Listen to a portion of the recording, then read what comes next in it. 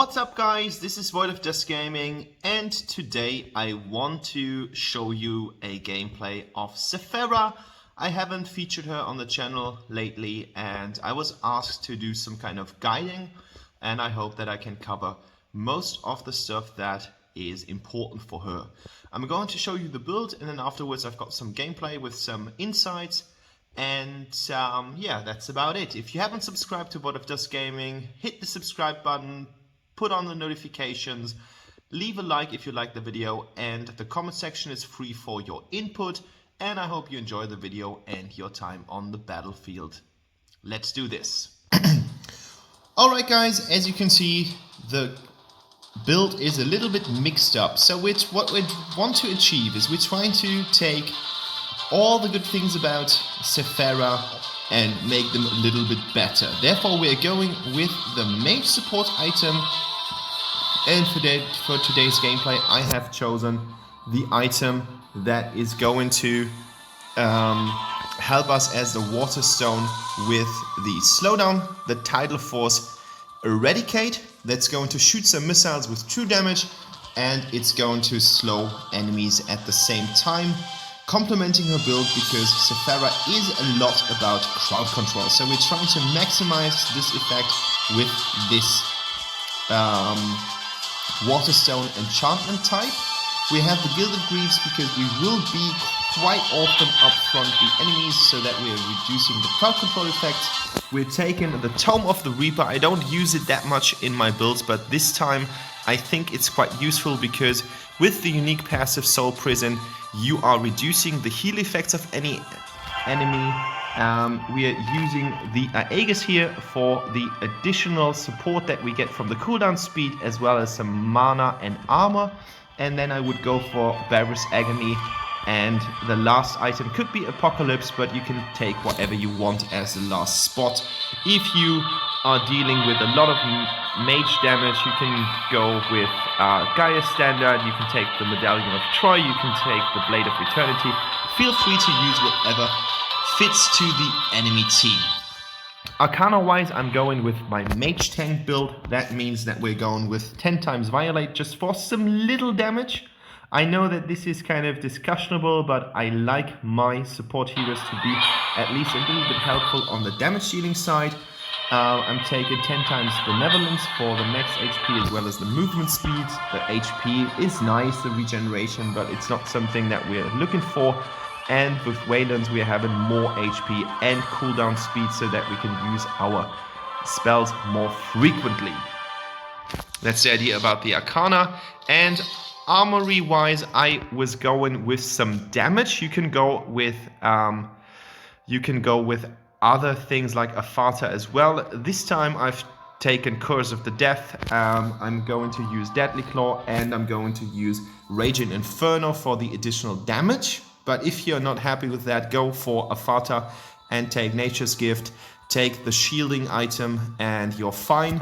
And in the second thing, I would recommend the mana refill. That's really important because you're going to spam a lot of your abilities, and I think Enhanced Restore is also quite helpful. So this is the stuff that I've been trying. The build section is not finished. Like, this is kind of a process. I've tried this and it worked quite well, but I will eventually update this in the later season so that we are going to have the Sephera build that is mostly recommended, but I haven't played her since quite a while, and therefore I'm trying some new things out. So be prepared for the gameplay. We're going in the game right now. Welcome to So we are here with our friend Slims. So I have been playing Sephera as a mage support. We've got Kali, we've got Butterfly, we've got Kilgroth, so we've got a pretty decent team build. And what we are going to do and what we're going to focus mainly on is the spells that we have in our spell book, meaning that we have a really nice slow coming from our S1. We've got the stun effect coming from the water circle. That's our second ability. And our ultimate is great for healing our enemy, not the enemy, what the fuck. You are dealing damage to the enemies while you are healing yourself and your team members who are within the range, and we can't be targeted while this spell is on. So really good kit, especially for poking reasons and for crowd control reasons. And as Arena of Valor is a lot about crowd control effects, Sephera is quite nice for setting up the attack, because if you manage to slow enemies and if you manage to stun them with your S2, your team is able to follow up quite easily, and that's what we're trying to do. So actually it's not that easy to get the enemies into your water circle, water whatever, like your S2, but you should always try to fit them into it, because that just means that the enemies will be stunned. As you can see right here, Thorn was proccing some shield here, but it did not help him against the stun effect, and because we are just using the slow as often as possible, enemies are dealing with that effect as well. So yeah, she's good for setting up fights, and she can easily try to escape them with her S2, while this is not always the case. In this case, I messed up the circle. Chogna was there as well as Hayate, so I could not make it to Hayate because I would have been standing inside the tower circle, so that's about that. But all in all, here comes the slow. I procced the water circle, but sometimes it's just about some kind of psychological stuff. You want to proc it because that just means that the enemy has to react. And here we go. Ultimate from Butterfly. We set up the attack quite nicely, and with the heal talent we're able to heal our team in situations like that, and we are about to build our very first item. I'm short of buying the boots, like that will be the next item, so I always like to upgrade my support item to the first upgrade, and then I'm going for the boots, and right after I am going to finish my support item. That's usually my item sequence. If you find that to be not that helpful, if you have made good stuff with upgrading it differently, just tell me. There we go, there's the stun, and now we are on Thorn's heals. Butterfly jumps in, and we are still able to deal some damage with our stuff. Now I can use my ultimate, my S1 again, and unfortunately I was killed by Tulan. He was firing his ult right at my face. Nothing to avoid that if no other hero is standing between the shot and me. So 5-2, good start at the beginning of the game, and I'm about to build my title force Eradicate. As you can see in this today's video, I had some different items recommended. That's because these are the items that are recommended for Sephera in the mid lane. At least that's what I'm guessing from the item build, and we want to try a support build here, so we're trying to maximize that effect by using and buying the items that are most useful for the support role. And as I said, she's got great crowd control, and we want to help her getting the best of the two worlds. We want to be helpful as a support, and on the other hand, we want to maximize the effect of the slows and of the stuns. So we are building Eradicate. Yeah. I mean, problem is Chogna is basically countering my stuff, as he has the ability to... Oh my god, I was killed. He has the ability to cancel it by using his ult. His ult doesn't have a really long cooldown, so he can use it every single time that I stun or inflict slow on an enemy. He kind of cleanses it with his ult. That's like a more global cleanse, so it's not working that well. But anyways, we are still trying, and we've got a lot of spells, so it should not be that much of a problem, because he can use his ult just once and we have our spells ready within seconds again. So be brave and use it. So we're building Tome of the Reaper here. It's quite nice because you do get some magic penetration as well as some cooldown speed reduction, and that's going to help us fire out our spells much more often, and that's something that you want to achieve with the build. You want to spam your abilities as quickly as possible, because that's just what it's all about. So yeah, stunned him, and that gives the AD carry a really nice window to inflict damage, and that's especially powerful if you are going with someone such as Slims, because Slims has this spear that is kind of a skill shot. That means that he needs to drag, and then he will have the right angle, and of course every single spell that helps him do something like that is helpful for Slims, because it just increases the chance of hitting something with the spear and then stunning it. So in the best way, he or she will be double stunned if you use that on an enemy. So quite nice if you're going with someone such like Slims, or for example, Avil has more chances to hit with his ult. Caphany can go in with her crit damage, leaving a window here for her to apply as much damage as possible. And other heroes benefit from Sephera as well, such as Yorn with his passive, shooting out more arrows, or Valheim, who is going to stun enemies as well, and he's got great attack speed. So you can always use these spells in your favor, and you should try to accomplish as much CC as possible. Yeah, that's just about it. So we're going to look for a Richter, and we found one using my spells here. Of course, Richter is a little bit tricky because he can set himself immune to damage by using his S2, but we're closing in on Thorn here, and unfortunately for the enemy hero, I am able to defeat him close range by using my spells.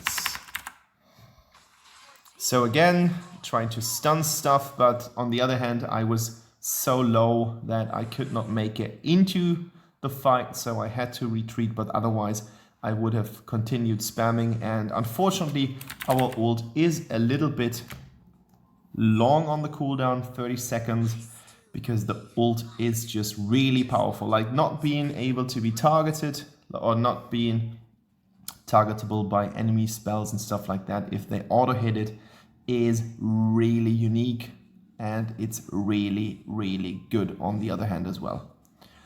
I was working with upgrading my spells one after the other, so I had the S1 upgraded as well as the S2, so there wasn't really a spell that was in the oh my goodness, what was that? What was I thinking? I was pressing buttons, but I'm 34 years old, so I'm not that fast on the button pressing game, and therefore I have been killed by 14-year-old players, and yeah, that's just how the game is. I'm last in getting gold, but that's fine, because after 8 minutes I don't get this kind of experience share anymore. I'm running out of my separated pool, but that's fine, because if I'm the lowest, I still get 8 golds every second. So support items are really nice right now. Like, that's really something that I appreciated, that they changed it. I don't know I don't know how you guys feel about it, but I think that this change was actually quite powerful and quite valuable for the heroes here. And I have been killed again. Well, you can't win every single game with 0 kills at all. And I tried my very best. And I still defeated the Tulen, which is important. Tulen is really annoying because he can just jump around like a rubber ball with his skills. He's got crazy dashes, and you want Tulen to be dead because otherwise he can inflict serious damage, and you should always try to neglect that. Great scene here from my buddy Tail. He just killed Richter. Unfortunately, he was coming back, but that was just... no, that was Fawn. Sorry. I misread it in the actual game as well, so he was killing Thorn without any problem. Magic must be bound, and that's just how strong Kill RoV can get if you let him farm freely. Really good split pusher.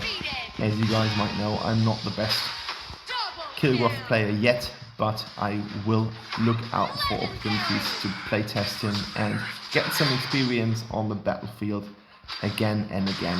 That's really important. We're helping Butterfly here, trying to get some stacks for her jungle item. I doubt that she's got 30 stacks right now, so we are helping out in every possible way. We've got the Aegis right now, really good item on supports, and you can see how underfarmed Fawn is. He's not dealing damage at all. Like, that was his ultimate. I don't know what he loaded into his gun before, but that was just ridiculous. Like, no damage at all. Slims goes down here in the heat of the fight, and now we're having some nice time with some nice Chogma here.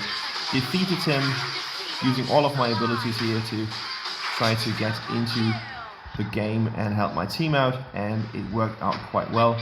Enemy team is down, and we still got a couple of heroes to play with.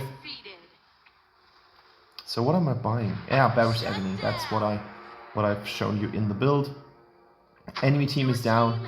2 people of our team are still standing, and now we've got the possibility to deal even more damage to their towers. And as you can see, Kali's doing a good job here on inflicting more damage on the tower, and if the 3rd tower falls, that's basically game. I mean, you can still turn it around with just one good opportunity, but no matter what, the game gets a lot more difficult for the team who needs to defend themselves against 3 fully pushed lanes with no tower at all. So always go for objectives, always try to maximize the damage on the towers, and push lanes, push lanes, push lanes, push lanes, push lanes. I can't stress it enough because it's the most important thing of the game. So yeah, now the enemy is splitting apart. I don't think that's the right thing to do. Using my ultimate here in order to avoid the damage, and as you guys see, or as you guys have seen, it worked out fairly well. We baited them into a fight. 2 members of the enemy team are already down, and that is the beauty of Sephera. Like, she's got so much crowd control, and she gets a speed boost using her S2. So the combination of all these skills is really helpful, and there is the victory. We have won the game. Nice, nice, nice, nice, nice. So here comes the stats, and I can just ask you to subscribe to the channel if you haven't. Would be a pleasure to have you as one of my subscribers if you haven't subscribed yet. There is a basically daily upload of videos every other day, and you will get to know new things of a not that super premium player, and it might just help you better than all of these godlike players. So that's the game. Thank you for watching, and have a nice evening. Bye bye, guys.